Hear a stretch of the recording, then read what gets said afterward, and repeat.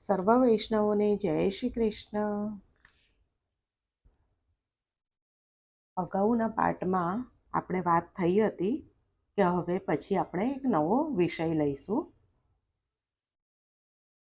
પછી એક નવો વિષય મને મળ્યો પણ ખરો, બહુ સુંદર છે.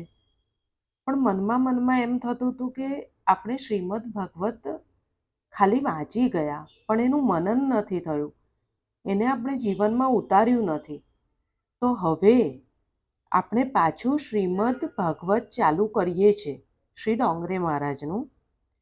પરંતુ આપણે જે રોજ વાંચીશું એને એમાંથી આપણે શું શીખ્યા, અને 2 દિવસ પછી હજી એક નવો પાઠ આવશે, એ પહેલાં જે આપણે શીખ્યા હોઈશું એ આપણે જીવનમાં કેવી રીતે ઉતારીશું એની પ્રેક્ટિસ કરીશું. તો આ એક નવો વિચાર મારા મનમાં આવ્યો છે કે જેથી હું પણ એની પ્રેક્ટિસ કરી શકું. તો આપણે એ ટ્રાય કરીશું. શ્રી ગણેશાય નમઃ. શ્રી સરસ્વત્यै નમઃ. શ્રી ગુરુભ્યો નમઃ. ઓમ નમો ભગવતે વાસુદેવાય. શ્રી કૃષ્ણ શરણમ મમ. સચ્ચિદાનંદરૂપાય વિશ્વોત્પત્યાદિહેતવે તાપત્રય વિનાશાય શ્રીકૃષ્ણાય વયં નુમઃ. શ્રીકૃષ્ણાય વયં નુમઃ. શ્રીકૃષ્ણાય વયં નુમઃ. આનો અર્થ છે, જે જગતની ઉત્પત્તિ, સ્થિતિ અને વિનાશનો હેતુ છે, તથા જે ત્રણેય પ્રકારના તાપોના નાશ કરવાવાળા છે, એવા સચ્ચિદાનંદ સ્વરૂપ ભગવાન શ્રી કૃષ્ણને અમે વંદન કરીએ છીએ. મનુષ્યનો અવતાર પ્રભુને પ્રાપ્ત કરવા માટે છે. મનુષ્યનો અવતાર પ્રભુને પ્રાપ્ત કરવા માટે છે. પરમાત્મા શ્રી કૃષ્ણના દર્શન કરવા માટે મનુષ્યનો જન્મ છે. માનવ ભગવાનના દર્શન કરી શકે છે. માનવ ભગવાનના દર્શન કરી શકે છે.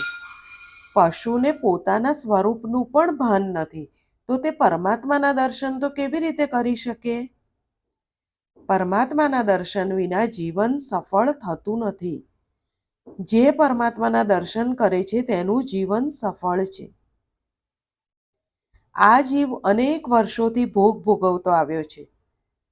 આ જીવ અનેક વર્ષોથી ભોગ ભોગવતો આવ્યો છે, છતાં તેને શાંતિ મળી નથી.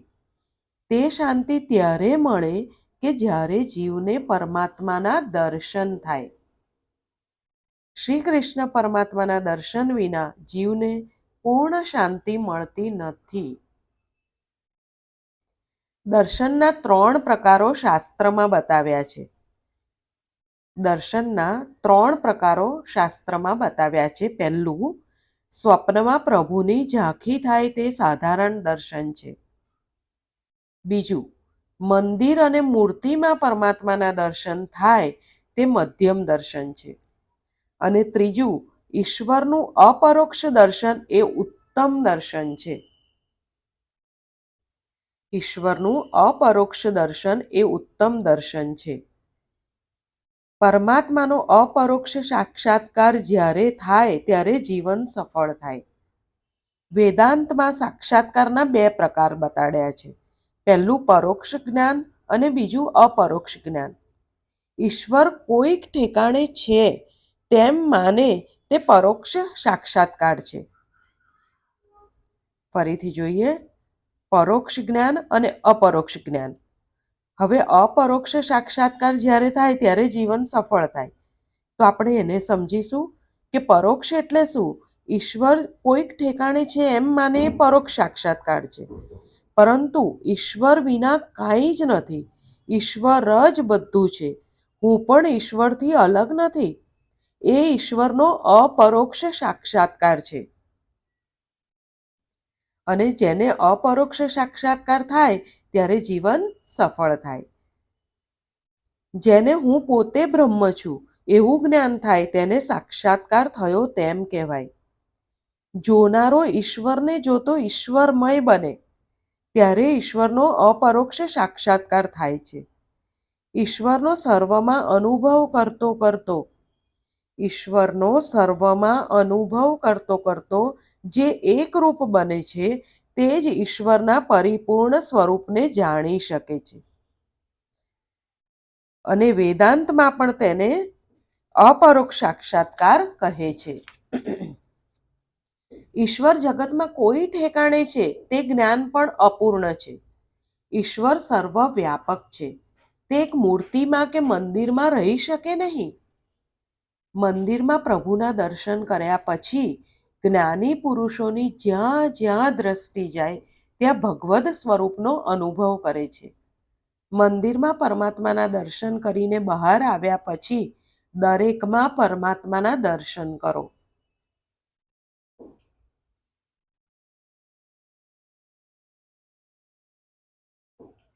મંદિરમાં પરમાત્માના દર્શન કરી બહાર આવ્યા પછી દરેકમાં પરમાત્માના દર્શન કરો.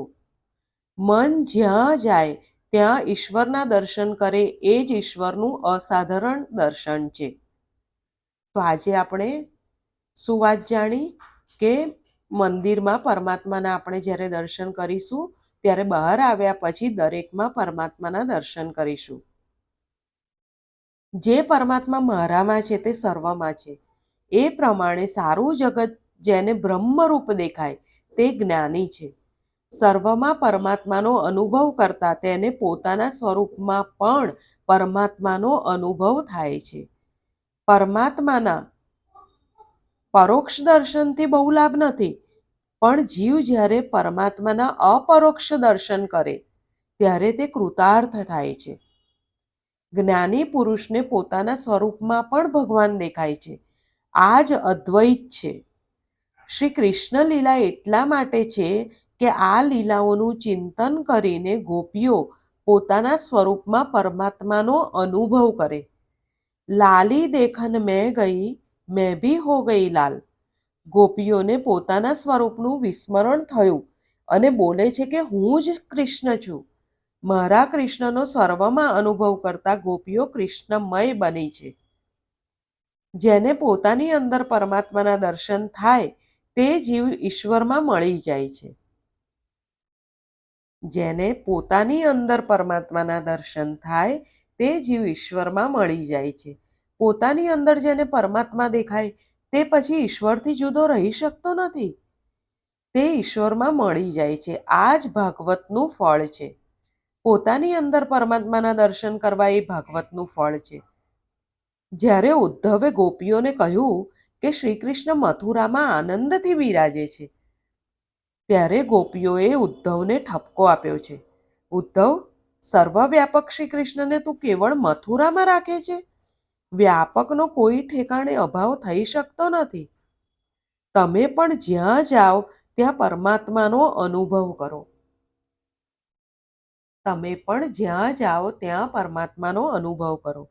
જેને પોતાની અંદર પરમાત્મા દેખાય તે ઈશ્વરને એક ક્ષણ પણ છોડી શકે નહીં.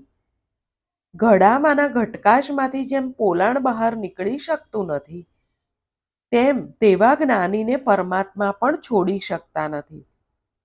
સુરદાસજીને બહાર પણ પરમાત્મા દેખાય છે, અંદર પણ પરમાત્મા દેખાય છે. સુરદાસજી અંદર પણ પરમાત્માનો અનુભવ કરે છે. પરમાત્માનો સાક્ષાત અનુભવ થાય એ જ ભાગવતનું ફળ છે. પરમાત્માના દર્શન માટે બીજા ઘણા શાસ્ત્રો છે, પણ ભાગવતનું દર્શન એ અલૌકિક છે. પરમાત્માના 3 સ્વરૂપો શાસ્ત્રમાં કયા છે? પરમાત્માના 3 સ્વરૂપો શાસ્ત્રમાં કયા છે? સત, ચિત્ત અને આનંદ. સત્ય પ્રગટ રૂપે સર્વત્ર છે. ચિત્ત, જ્ઞાન અને આનંદ અપ્રગટ છે. જળ વસ્તુઓમાં સત્ય છે, પણ આનંદ નથી. જીવમાં સત્ય ચિત્ત પ્રગટ છે, પરંતુ આનંદ અપ્રગટ રૂપે છે. જીવમાં સત ચિત્ત પ્રગટ છે, પરંતુ આનંદ અપ્રગટ રૂપે છે, અવ્યક્ત રૂપે છે. આમ આનંદ પોતાનામાં જ છે, છતાં મનુષ્ય આનંદ બહાર શોધે છે. મનુષ્ય સ્ત્રીના શરીરમાં, ધનમાં આનંદ શોધે છે. આનંદ એ તમારું સ્વરૂપ છે. આનંદ અંદર જ છે. એ આનંદને જીવનમાં કેવી રીતે પ્રગટ કરવો, એ આ ભાગવત શાસ્ત્ર બતાવશે. દૂધમાં માખણ રહેલું છે, છતાં દેખાતું નથી, પણ તેનું દહીં બનાવી છાશ કરી મંથન કરવાથી માખણ દેખાય છે. તેવી રીતે માનવીએ મનોમંથન કરી એ આનંદ પ્રગટ કરવાનો છે. દૂધમાં જેમ માખણનો અનુભવ થતો નથી, તેમ ઈશ્વર સર્વત્ર છે, પણ તેનો અનુભવ થતો નથી. જીવ ઈશ્વરનો છે, તે ઈશ્વરને ઓળખવાનો પ્રયત્ન કરતો નથી, તેથી તેને આનંદ મળતો નથી. જીવ ઈશ્વરનો છે, પરંતુ ઈશ્વરને ઓળખવાનો પ્રયત્ન કરતો નથી, તેથી તેને આનંદ મળતો નથી. કોઈ પણ જીવ હોય તેને ઈશ્વરને મળવું છે. નાસ્તિક હોય એ પણ છેવટે તો શાંતિ જ શોધે છે ને. શાંતિ એ પરમાત્માનું સ્વરૂપ છે. આનંદના ઘણા પ્રકાર તૈત્તિરીય ઉપનિષદમાં બતાવ્યા છે, પરંતુ તેમાંના બે મુખ્ય છે: સાધનજન્ય આનંદ અને સ્વયં સિદ્ધ આનંદ. સાધનજન્ય એટલે શું? વિષયજન્ય આનંદ. સાધન કે વિષયનો નાશ થાય તો તે આનંદનો નાશ થશે. યોગીઓ પાસે કાંઈ હોતું નથી, તેમ છતાં તેઓને આનંદ છે. યોગીઓ પાસે કાંઈ હોતું નથી, તે છતાં તેઓને આનંદ છે. તે બતાવે છે કે આનંદ અંદર જ છે. સતચિત્ત આનંદ ઈશ્વરમાં પરિપૂર્ણ છે. પરમાત્મા પરિપૂર્ણ સત્યરૂપ છે, પરિપૂર્ણ ચિત્તરૂપ છે, પરિપૂર્ણ આનંદરૂપ છે. પરમાત્મા શ્રી કૃષ્ણ પરિપૂર્ણ આનંદ સ્વરૂપ છે. ઈશ્વર વગરનો સર્વ સંસાર અપૂર્ણ છે. ઈશ્વર વગરનો સર્વ સંસાર અપૂર્ણ છે. ઈશ્વરનો અંશ જીવાત્મા અપૂર્ણ છે. જીવમાં ચિત્ત અંશ છે, પરંતુ પરિપૂર્ણ નથી. મનુષ્યમાં જ્ઞાન આવે છે, પરંતુ તે જ્ઞાન ટકતું નથી. કૃષ્ણ પરિપૂર્ણ જ્ઞાની છે. શ્રી કૃષ્ણને 16,000 રાણીઓ સાથે વાત કરતા પણ એ જ જ્ઞાન, અને દ્વારિકા વગેરેનો જ્યારે વિનાશ થઈ ગયો ત્યારે પણ એ જ જ્ઞાન. શ્રી કૃષ્ણનો આનંદ રાણીમાં કે દ્વારિકામાં નથી. સર્વનો વિનાશ થાય તો પણ શ્રી કૃષ્ણના આનંદનો વિનાશ થતો નથી, કારણ કૃષ્ણ પોતે જ આનંદરૂપ છે. સત્ય નિત્ય છે, ચિત્ત એ જ્ઞાન છે. ચિદ શક્તિ એટલે જ્ઞાન શક્તિ. મનુષ્ય પોતાના સ્વરૂપમાં સ્થિત નથી, એટલે તેને આનંદ મળતો નથી. મનુષ્ય બહાર જેવો વિવેક રાખે છે તેવો ઘરમાં રાખતો નથી. મનુષ્ય એકાંતમાં પોતાના સ્વરૂપમાં સ્થિત રહેતો નથી. ઉત્પત્તિ, સ્થિતિ અને સંહારની લીલામાં ઠાકોરજીના સ્વરૂપમાં ફેરફાર નથી થતો. ઠાકોરજી સંહારને પણ પોતાની લીલા માને છે. ઉત્પત્તિ, સ્થિતિ અને સંહાર એ ઠાકોરજીની લીલા છે. પરમાત્મા ત્રણેયમાં આનંદ માને છે અને પોતાના સ્વરૂપમાં સ્થિત રહે છે. જેનું જ્ઞાન નિત્ય ટકે તેને આનંદ મળે. જેનું જ્ઞાન નિત્ય ટકે તેને આનંદ મળે, તે આનંદરૂપ થાય. જીવને આનંદરૂપ થવું હોય તો તે સચ્ચિદાનંદનો આશ્રય લે. આ જીવ જ્યાં સુધી પરિપૂર્ણ થતો નથી, ત્યાં સુધી તેને શાંતિ મળતી નથી, આનંદ મળતો નથી. સંસારનો પ્રત્યેક પદાર્થ પરિણામમાં વિનાશી હોવાથી પરિપૂર્ણ થઈ શકતો નથી. પરિપૂર્ણ સ્વરૂપ એ ભગવાન નારાયણ છે. આ નારાયણને જે ઓળખે અને તેની સાથે મનને જે તદાકાર બનાવે, તેનું મન નારાયણ સાથે એક બને છે. તે જીવાત્મા નારાયણ રૂપ બની પરિપૂર્ણ થાય છે. ત્યારે જીવનું જીવન સફળ થાય છે. જીવ જ્યાં સુધી અપૂર્ણ છે ત્યાં સુધી તેને શાંતિ મળતી નથી. જીવ જ્યારે ઈશ્વરને મળે અને અપરોક્ષ સાક્ષાત્કાર કરે ત્યારે તે પૂર્ણ થાય છે. જીવ જ્યારે ઈશ્વરને મળે અને અપરોક્ષ સાક્ષાત્કાર કરે ત્યારે તે પૂર્ણ થાય છે. જ્ઞાનીઓ જ્ઞાનથી પરમાત્માનો અપરોક્ષ સાક્ષાત્કાર કરે છે, ત્યારે વૈષ્ણવો પ્રેમથી પરમાત્માનો અપરોક્ષ સાક્ષાત્કાર કરે છે. ઈશ્વર જ્યારે જીવને અપનાવી પોતાના સ્વરૂપનું દાન કરે છે ત્યારે તે જીવ પૂર્ણ થાય છે. ઈશ્વર વિનાનો સર્વ સંસાર અપૂર્ણ છે. જીવ અપૂર્ણ એટલે તેને શાંતિ નથી. નારાયણ પરિપૂર્ણ છે. સાચી શાંતિ નારાયણમાં છે. નર એ નારાયણનો અંશ છે, એટલે નર તે નારાયણમાં શમી જવા માંગે છે. ફરી જોઈએ. નર એ નારાયણનો અંશ છે, એટલે નર એ નારાયણમાં શમી જવા માંગે છે. નારાયણને ઓળખવાનું અને નારાયણમાં લીન થવાનું સાધન તે ભાગવત શાસ્ત્ર. નારાયણને ઓળખવાનું અને નારાયણમાં લીન થવાનું સાધન તે ભાગવત શાસ્ત્ર. જીવ નારાયણનો અંશ છે, તેમાં તેને મળી જવું છે. તે માટે શાસ્ત્રોમાં અનેક ઉપાયો બતાવ્યા છે. જીવ નારાયણનો અંશ છે અને જીવને નારાયણમાં મળી જવું છે. એના માટે શાસ્ત્રોમાં અનેક ઉપાયો બતાવ્યા છે. કયા ઉપાયો બતાવ્યા છે? કર્મ માર્ગ, જ્ઞાન માર્ગ અને ભક્તિ માર્ગ. ઉપનિષદથી ઈશ્વરનો અપરોક્ષ સાક્ષાત્કાર થાય છે. પણ વ્યાસજીએ વિચાર્યું કે ઉપનિષદની ભાષા તો ગૂઢ છે, સામાન્ય મનુષ્ય તે સમજી શકશે નહીં. ઉપનિષદનું જ્ઞાન દિવ્ય છે, પણ આપણા જેવા વિલાસી લોકો તેનો અનુભવ કરી શકતા નથી. મનુષ્યનું જીવન અતિ વિલાસી થયું, તેથી જ્ઞાન માર્ગથી જીવ ઈશ્વર પાસે જઈ શકે તે સંભવિત નથી. અતિ વૈરાગ્ય વગર જ્ઞાન સફળ થતું નથી. જ્ઞાનનો પાયો એ વૈરાગ્ય છે. એવો વૈરાગ્ય પ્રાપ્ત કરવો બહુ કઠણ છે. સુખદેવજી મહારાજને એવો વૈરાગ્ય પ્રાપ્ત થયો હતો.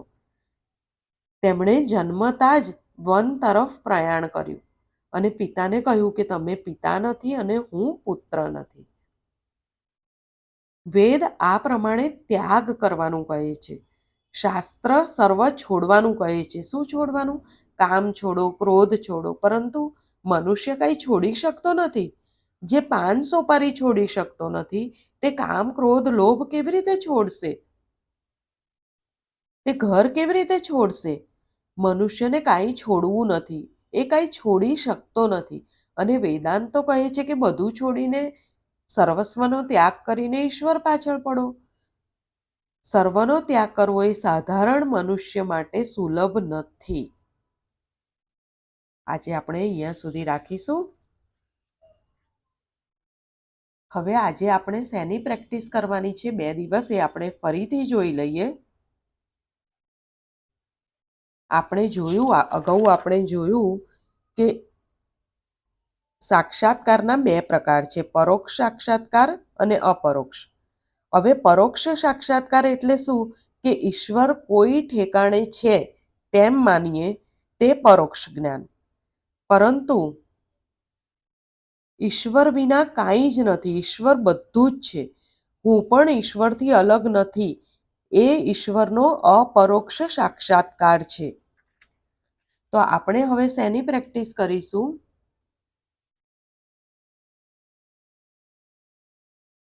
કે મંદિરમાં પરમાત્માના દર્શન કરીને બહાર આવ્યા પછી, એટલે આપણે જ્યારે સેવા કરીને સેવાથી બહાર આવ્યા પછી દરેકમાં પરમાત્માના દર્શન કરીશું, એની પ્રેક્ટિસ કરીશું. મંદિરમાં પરમાત્માના દર્શન કરીને બહાર આવ્યા પછી દરેકમાં પરમાત્માના દર્શન કરો. મન જ્યાં જાય ત્યાં ઈશ્વરના દર્શન કરે એ જ ઈશ્વરનું અસાધારણ દર્શન છે. જે પરમાત્મા મારામાં છે તે સર્વમાં છે, એ પ્રમાણે આખું જગત બ્રહ્મરૂપ છે. સર્વમાં પરમાત્માનો અનુભવ કરવો કરતાં તેને પોતાના સ્વરૂપમાં પણ પરમાત્માનો અનુભવ થાય છે.